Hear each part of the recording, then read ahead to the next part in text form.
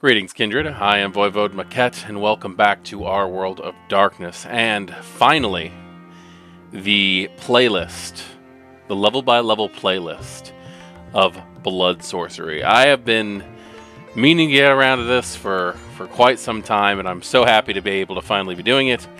But Blood Sorcery is probably one of the most controversial disciplines in Vampire the Masquerade 5th edition. It was always, as a storyteller, a pain in the ass when it was just Thaumaturgy. But as I've covered in earlier videos, it's never just been Thaumaturgy.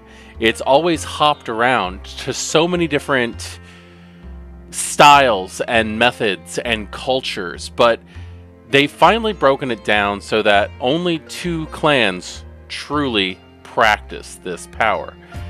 The Tremere, which classically everybody has called it Thaumaturgy, and the Banu Hakim, which again classically everybody called it Quietus. The Banu Hakim have always practiced Blood Sorcery, but Quietus was always considered a separate discipline in and of itself. And the way that they've handled it in 5th edition, where they've taken Blood Sorcery or Thaumaturgy and Quietus and mix them together as one thing, makes so much more sense to me. The way that the Sethites, now the Ministry, used to practice Thaumaturgy didn't make sense to me. They had their own brand of sorcery. They had Aku.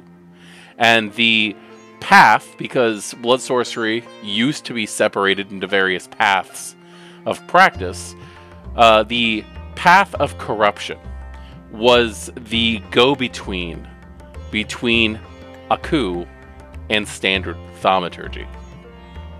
There was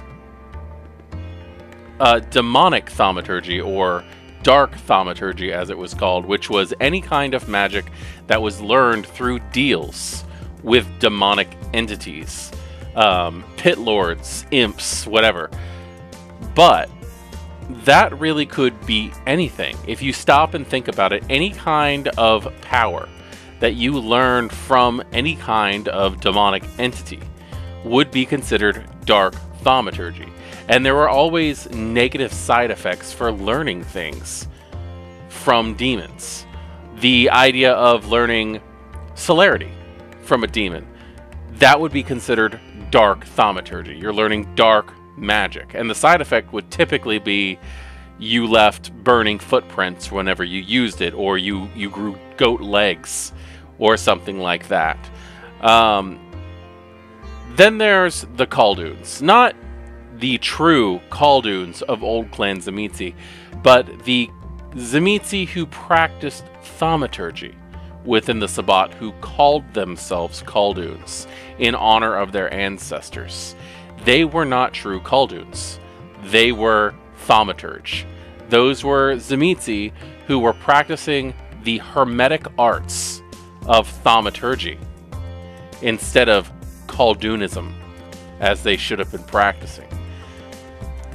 Then there's the Denava, which is a branch of Clan Ventrue which predates the Tremere by centuries, if not millennia, from India, which is, that culture is actually where we get the concept and the word Golconda from. And they practice their own version of Thaumaturgy, but now we've boiled it down to strictly the Path of Blood. And when we look at the Book of Nod, the same Book of Nod that we had way back in the 90s, that we have today, because it's just a new printing of that book, it states that Cain learned the Path of Blood, which was the foundation path of all other paths. And that's what they've broken this down into. Thaumaturgy, Lure of Flames, Weather Control, Levin Bolt, Neptune's Might, all of those different paths, they still exist somewhere. But those are powers that specifically Elder Tremere are not teaching their childer anymore. Because of the attack on Vienna, they're hoarding all their gifts in hopes that it's going to help them to survive, the very few elders that are left out there. So now, vampires of Clan Tremere have access to the same powers as vampires from the Banu Hakim. And that's what we're going to be going over today. Now, the book states that the characteristics for Blood Sorcery are thus. Blood Sorcery is a special discipline in that it both confers powers like other disciplines, and also unlocks the ability to perform rituals, up to and including the level the user holds in the discipline. Its regular powers seem comparatively weak, but the versatility of the rituals more than compensates, assuming the user can learn them. At character creation, a player can choose one level 1 ritual if they have at least 1 dot in Blood Sorcery. Characters can buy new rituals at the cost of the ritual level times 3 experience points. Learning new rituals during play requires both experience and time. Expect a ritual to take at least the square of its rating in weeks to learn. So this is a very interesting way of doing things. It's a lot more complicated than it used to be as far as learning goes. But it straight out says that a character can learn a ritual at the cost of 3 times the level in experience point. So if you want to learn a level 1, it's going to cost 3 traits to learn it. If you're going to want to learn a level 2, it's going to cost 6 traits to learn it, and so on and so forth. Up to, if you want to learn a level 5, it's going to cost 15 points to learn.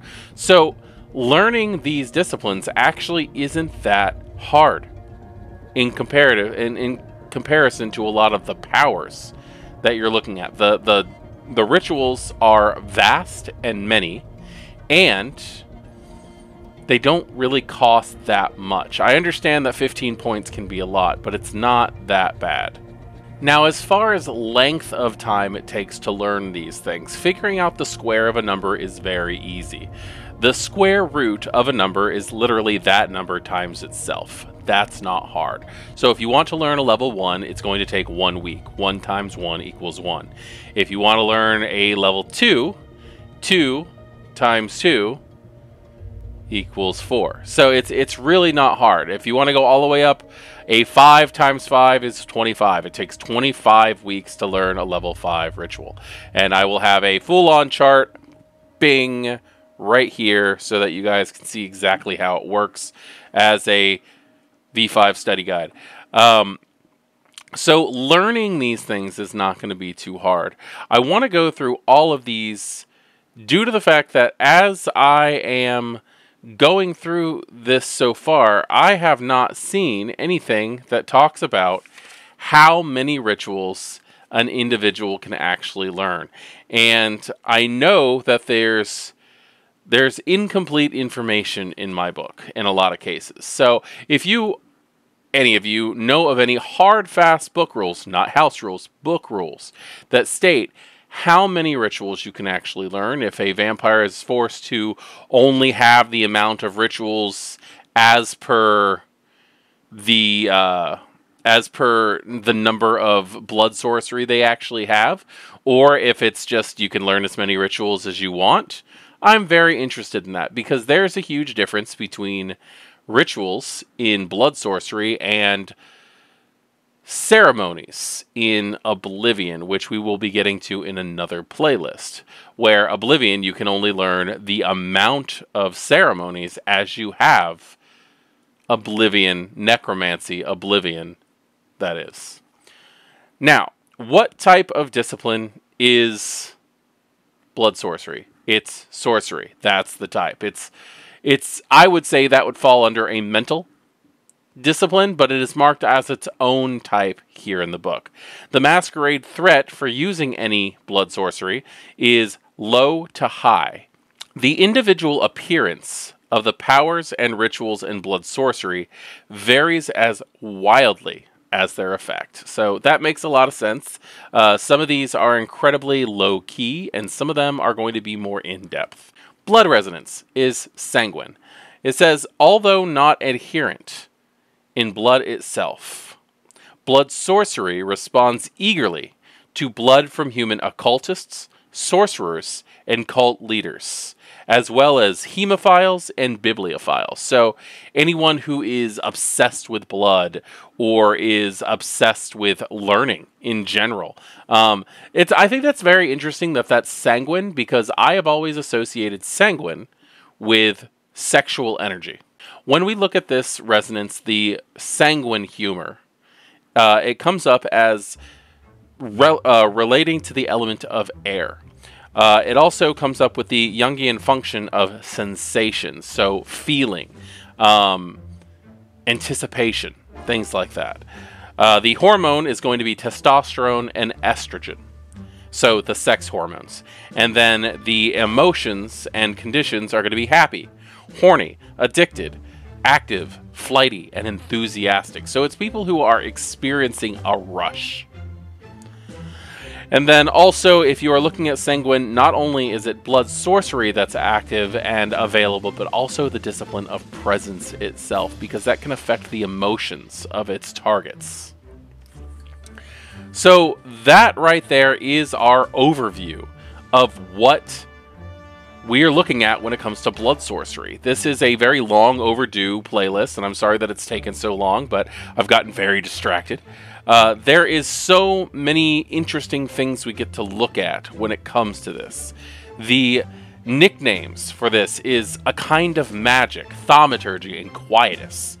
This has spanned since vampire creation. It's in the Book of Nod. Now, I'm not saying that the Book of Nod is 100% reliable, but it does say that Cain, who was able to spontaneously create disciplines at his need, was a practitioner of this gift. And we will go into each and every level and ritual in this playlist.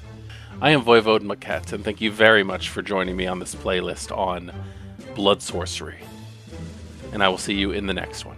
Class dismissed.